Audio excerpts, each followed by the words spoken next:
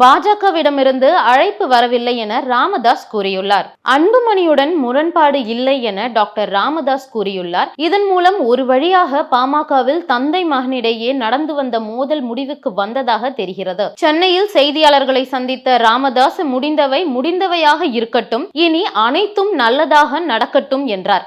மேலும் கூட்டணி குறித்து விரைவில் முடிவெடுக்கப்படும் எனவும் பாஜகவில் இருந்து அழைப்பு வரவில்லை என்று கூறியுள்ளார். திமுகவிடம் டார்ச் லைட்டை கமல் அடகு வைத்ததாக ராஜா கூறியுள்ளார். ஒரு எம்பி சீட்டிற்காக டார்ச் லைட்டை திமுகவிடம் கமல்ஹாசன் அடகு வைத்து விட்டதாக ராஜா கடுமையாக விமர்சனம் செய்துள்ளார்.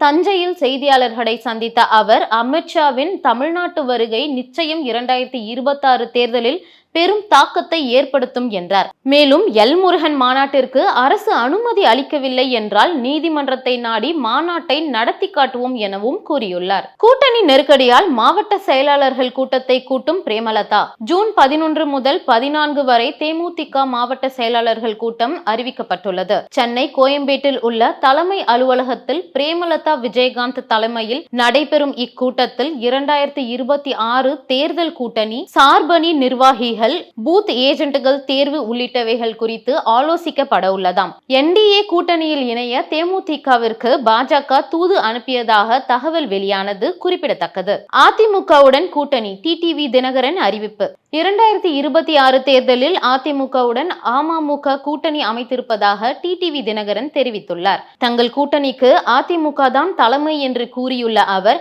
அமமுகவின் உயரம் என்ன என்பது தங்களுக்கு தெரியும், அதை அறிந்து உரிய இடங்களில் கூட்டணியில் இடம்பெற்று போட்டியிடுவோம் என்று டிடிவி தினகரன் குறிப்பிட்டார். 2026 தேர்தலில் பொது எதிரியான திமுகவை வீழ்த்துவதே தங்களது குறிக்கோள் என்றும் கூறினார். திமுக மீது உதயநிதி அதிருப்தியில் இருப்பதாக ஆர்பி உதயகுமார் விமர்சித்துள்ளார். உதயநிதி ஸ்டாலின் அதிருப்தியில் இருப்பதாக அதிமுக முன்னாள் அமைச்சர் ஆர்பி உதயகுமார் விமர்சித்துள்ளார். திமுக துணை பொதுச் செயலாளர் பதவி கிடைக்கும் என்ற நம்பிக்கையில் உதயநிதி ஸ்டாலின் இருந்ததாகவும், ஆனால் அப்பதவி அளிக்கப்படாததால் அவர் அதிருப்தியில் உள்ளார் என்று ஆர்பி உதயகுமார் கூறியுள்ளார். குடும்பத்தில் நிலவும் அதிருப்தியை மறைக்கவே தொகுதி மறுசீரமைப்பு குறித்து ஸ்டாலின் பேசுவதாக சாடியுள்ளார்.